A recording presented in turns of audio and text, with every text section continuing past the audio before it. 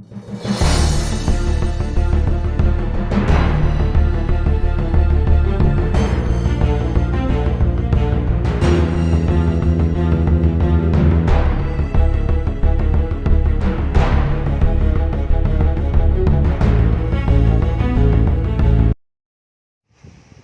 welcome back to my class in Assessment and Evaluation in Mathematics.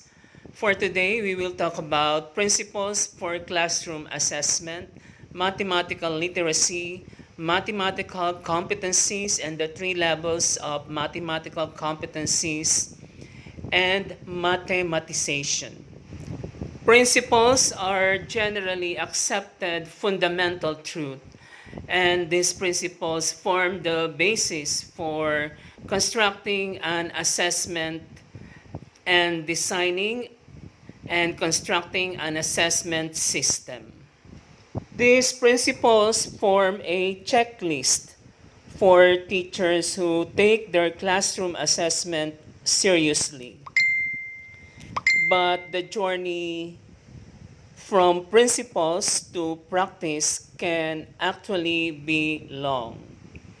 And the first principle for classroom assessment, the main purpose of classroom assessment is to improve learning. The second principle for classroom assessment says the mathematics is embedded in worthwhile problems that are part of the student's real world. And when we say the mathematics is embedded in worthwhile problems, it means engaging problems, educative problems, and authentic problems. The third principle for classroom assessment says methods of assessment should be such that they enable students to reveal what they know rather than what they do not know. The fourth principle for classroom assessment says a balanced assessment should include multiple and varied opportunities. That is, the assessment should take different formats or forms for students to display and document their achievement. The fifth principle for classroom assessment says tasks should operationalize all the goals of the curricula. That is, the task that will be assigned to the students through the assessment should reflect the learning objectives specified in the mathematics curriculum. And helpful tools to achieve this are performance standards, including indications of the different levels of mathematical thinking. The sixth principle for classroom assessment states that grading criteria should be public and consistently applied.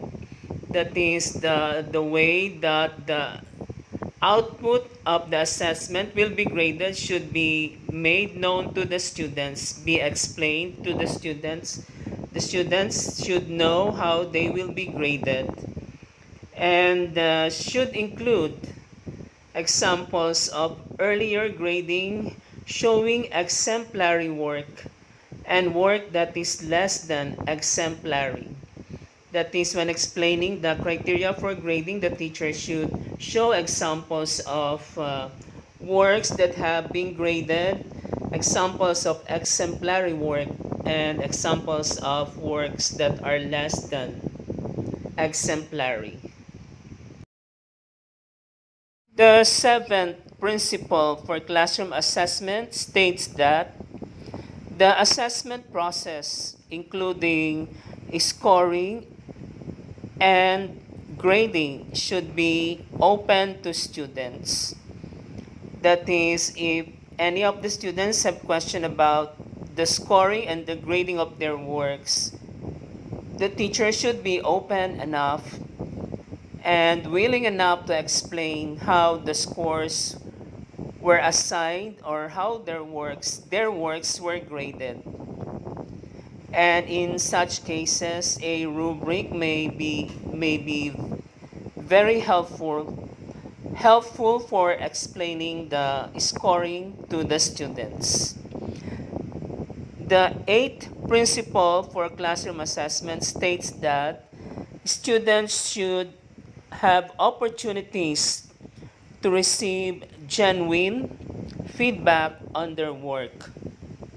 And the ninth and last principle for classroom assessment says that the quality of a task is not defined by its accessibility to objective scoring, reliability, or validity in the traditional sense, but by its authenticity, fairness, and the extent to which it meets the above principles, the first eight principles.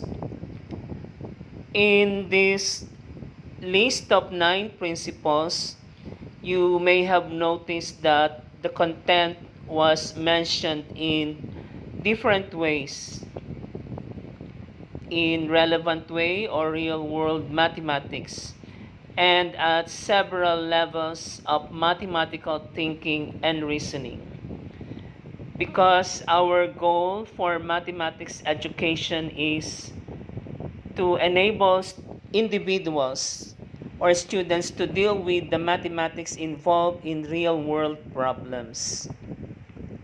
This is needed for each individual's current and future private life, occupational life, that is work or education, and understanding and appreciation of mathematics as a scientific discipline. We want our students to become mathematically literate. So I will now explain what is mathematical literacy. Mathematical literacy is an individual's ability to identify, understand, make well-founded judgment, and act toward the roles that mathematics plays in dealing with the world, that is, nature, society, and culture, not only as needed for that individual's current and future private life, occupational life, and social life with peers and relatives, but also for that individual's life as a constructive, concerned, and reflective citizen. In using the term literacy, we want to emphasize that mathematical knowledge and skills that have been defined and are definable within the context of a mathematics curriculum do not constitute our primary focus here. Instead, what we have in mind is mathematical knowledge put into functional use in a multitude of contexts in varied, reflective, and insight-based ways. Of course, for such use to be possible and viable, a great deal of intracurricular knowledge and skills are needed. Literacy in the linguistic sense cannot be reduced to a rich vocabulary and substantial knowledge of grammatical rules, phonetics, orthography, and so on. In the same way, mathematical literacy cannot be reduced to knowledge of mathematical terminology, facts and procedures, as well as numerous skills in performing certain operations, carrying out certain methods, and so on. Also, we want to emphasize that the term literacy is not confined to indicating a basic minimum level of functionality only. On the contrary, we think of literacy as a continuous, multi-dimensional spectrum ranging from aspects of basic functionality to high-level mastery. In the same vein, when we use the word needed, we do not restrict ourselves to what might be thought of as a minimum requirement for coping with life in the spheres that are at hand. It is also mentioned that mathematical literacy is an individual's ability to act toward the roles that mathematics plays in dealing with the world. The term act is not meant to cover only physical or social acts in a narrow sense. Thus, the term act includes also communicating, taking positions toward, relating to, and even appreciating or assessing. A crucial capacity implied by our notion of mathematical literacy is the ability to pose, formulate, and solve intra and extra mathematical problems within a variety of domains and settings. These range from purely mathematical ones to ones in which no mathematical structure is present from the outset but may be successfully introduced by the problem poser, problem solver, or both. It also pays to note that attitudes and emotions, for example, self-confidence, curiosity, feelings of interest and relevance, desire to do or understand things are not components of the definition of mathematical literacy. Nevertheless, they are important prerequisites for it. In principle, it is possible to possess mathematical literacy without possessing such attitudes and emotions at the same time. In practice, however, it is not likely that such literacy will be exerted and put into practice by someone who does not have some degree of self-confidence, curiosity, feeling of interest and relevance, and desire to do or understand things that contain mathematical components. Mathematical competencies are, on the other hand, can be grouped as follows. And this list of mathematical competencies is a non-hierarchical list of general mathematical competencies that are meant to be relevant and pertinent to all education levels. The first group of mathematical competencies pertain to mathematical thinking. And under this group, the mathematical competencies include posing questions, characteristic of mathematics. And these competencies may be developed by asking questions such as, does there exist? If so, how many? How do we find? Another competency under this grouping, mathematical thinking, is knowing the kinds of answers that mathematics offered to such questions. Another competency under this grouping, mathematical thinking, is distinguishing between different kinds of statements. For example, definitions, theorems, conjectures, hypotheses, examples, and conditioned assertions. Another competency under this grouping, mathematical thinking, is understanding and handling the extent and limits of given mathematical concepts. The second group of mathematical competencies is referred to as mathematical argumentation. In this group of mathematical competencies include knowing what mathematical proof is and how it differs from other kinds of mathematical reasoning. Another competency under this group is following and assessing chains of mathematical arguments of different types. Another competency in this class or group of mathematical competencies is possessing a feel for heuristic, heuristics, heuristics, which means what can happen, what cannot happen, and why. And the last competency under this group is creating mathematical arguments. Another group of mathematical competencies is referred to as the competencies needed for modeling.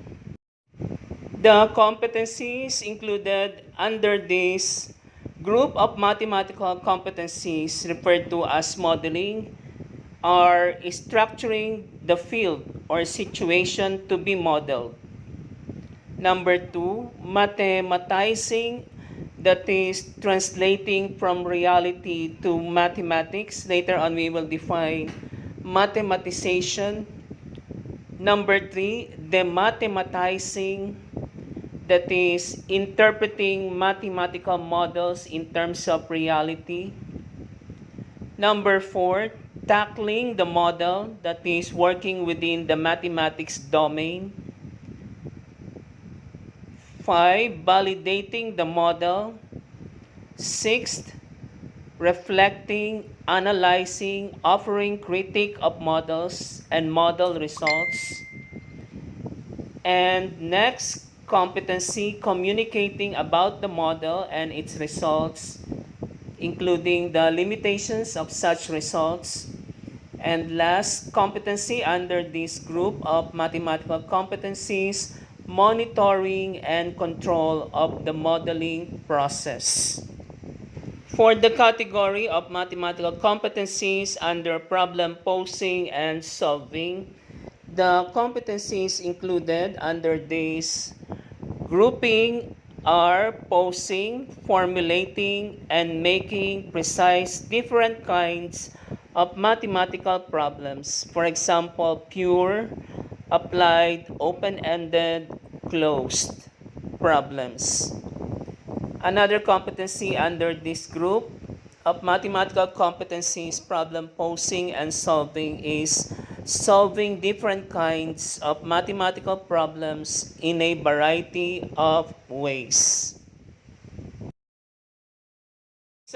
These are the last four categories or groups of mathematical competencies.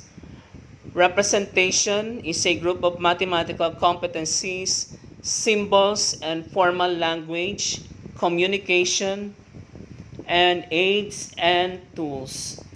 The mathematical competencies included under the category representation are decoding, interpreting, and distinguishing between different forms of presentations of mathematical objects and situations, and the interrelations between the various representations.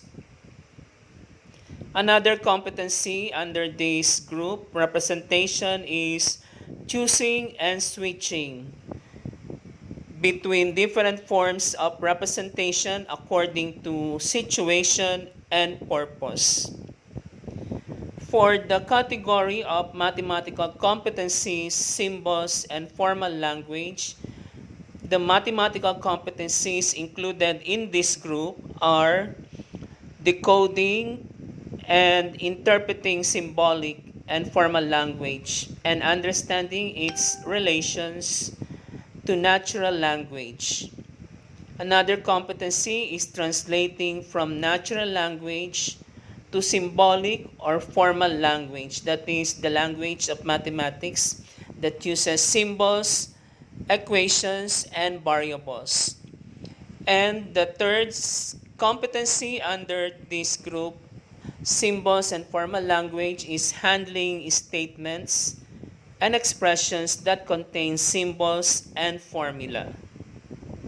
And the last competency under the category symbols and formal language is using variables, solving equations, and performing calculations.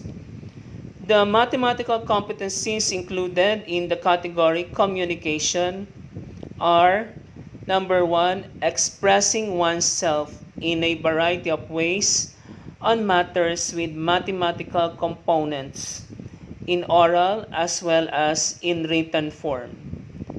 And another competency under communication is understanding others' written or oral statements about such matters. And the last category of mathematical competencies is known as, or is referred to as, aids and tools. The competencies under this category are: one, knowing about and being able to make use of various aids and tools, including information technology tools that may assist mathematical activity, and knowing about the limitation of such aids and tools.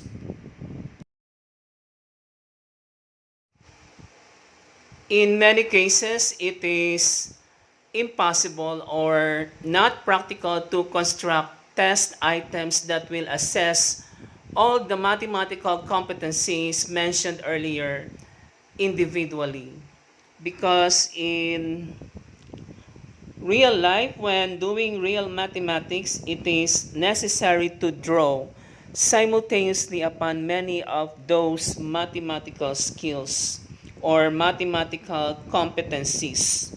Thus, in order to operationalize these mathematical competencies, it is helpful to organize the competencies into three levels. And the first of the three levels of mathematical competencies is known as reproduction, procedures, concepts, and definitions.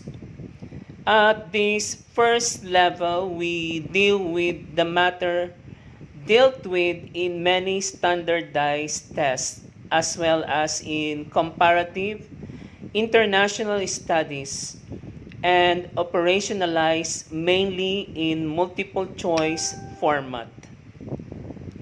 At the first level of mathematical competencies, which should be the easiest and the lowest level of mathematical competencies, the competencies are those that have to do with knowledge of facts, representation, recognizing equivalence, recalling mathematical objects and properties, performing routine procedures, applying standard algorithms, and developing technical skills. Moreover, dealing and operating with the statements and expressions that contain symbols and formulas in standard form also relate to this level, the first level of mathematical competencies. The second level of competencies is referred to as connections and integration. for problem solving. At this level, we start making connections between the different strands and domain in mathematics and integrate information in order to solve simple problems in which students have a choice of strategies and a choice in their use of mathematical tools. Although the problems are supposedly non-routine, they require relatively minor mathematization. Students at this level are also expected to handle different forms of representation according to situation and purpose. The connections aspect requires students to be able to distinguish and relate different statements such as definitions, claims, examples, conditioned assertions, and proof. From the point of view of mathematical language, another aspect at this second level of mathematical competencies is decoding and interpreting symbolic and formal language and understanding its relation to natural language. Level 3 of mathematical competencies, which goes to the heart of mathematics and mathematical literacy, is difficult to test. Multiple choice is definitely not the format of choice to assess mathematical competencies at level 3. Extended response questions with multiple answers are more likely to be promising formats, but both the design and the judgment of student answers are very, if not extremely difficult, because level 3 is quite often incorporate skills and competencies that are usually associated with the other two levels. It is worthwhile to note that the whole exercise of defining the three levels of competencies is a somewhat arbitrary activity. There is no clear distinction between different levels, and both higher and lower level of skills and competencies often play at different levels. This is the pictorial or diagrammatic representation of the three levels of mathematical competencies and is referred to as the assessment pyramid.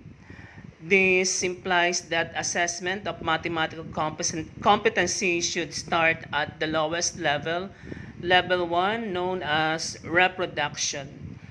In any domain of mathematics, you can see at the base of the pyramid the domains of mathematics or areas of mathematics include algebra, geometry, numeracy, statistics, and probability.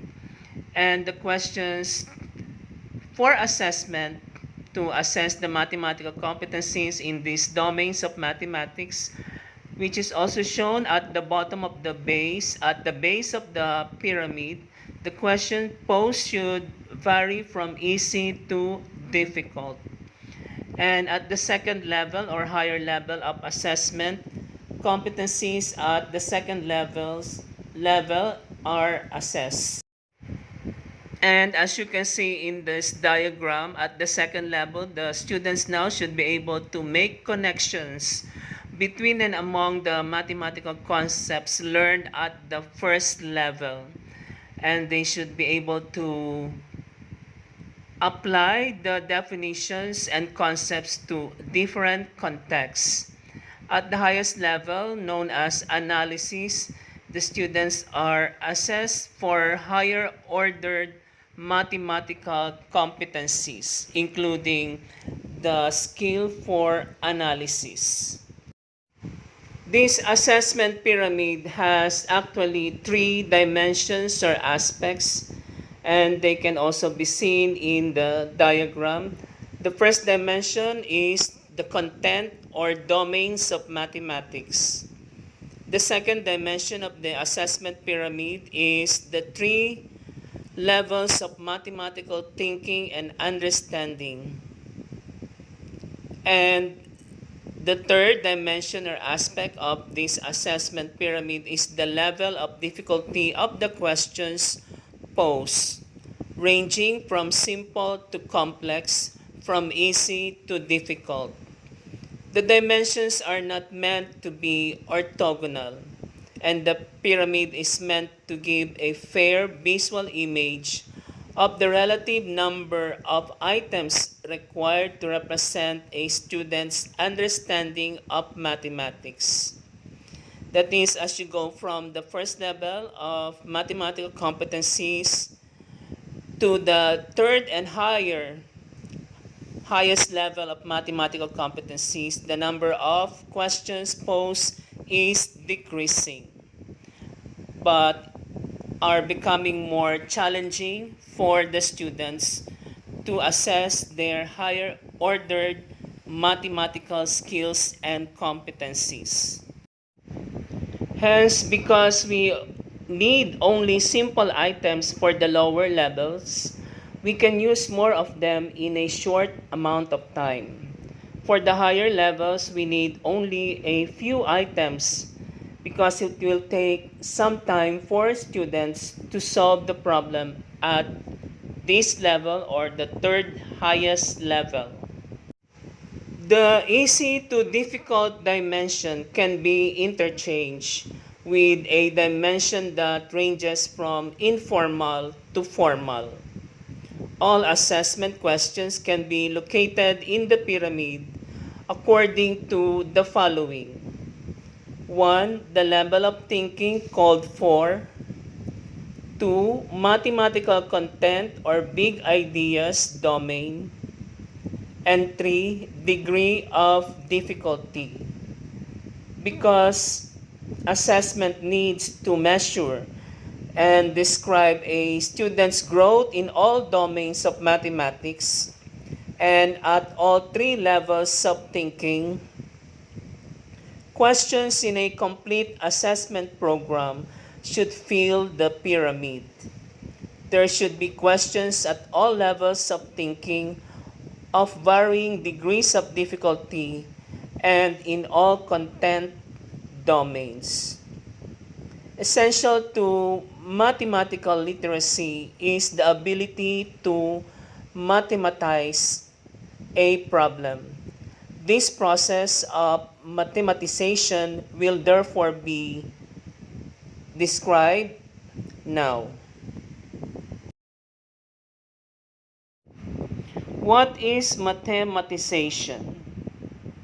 Mathematization is organizing reality using mathematical ideas and concepts. Mathematization is the organizing activity according to which students use acquired knowledge and skills to discover unknown regularities, relations, and structures. And the process of mathematization has two phases: the horizontal phase of mathematization and the vertical phase of mathematization. The two phases of mathematization are horizontal mathematization and vertical mathematization. The process of horizontal mathematization can be recognized in the following activities: identifying the specific mathematics in general context, schematizing, formulating and visualizing the problem, discovering relations and regularities, and recognizing similarities in different problems. As soon as the problem has been transformed to a more or less mathematical problem, it can be treated with mathematical tools. That is, mathematical tools can be applied to manipulate and refine the mathematically modeled real-world problem. And this brings us to the second phase of mathematization, the process of vertical mathematization, which can be recognized in the following activities, such as representing a relation in a formula, proving regularities, refining and adjusting models, combining and integrating models, and generalizing. Thus, the process of mathematization plays out in two different phases.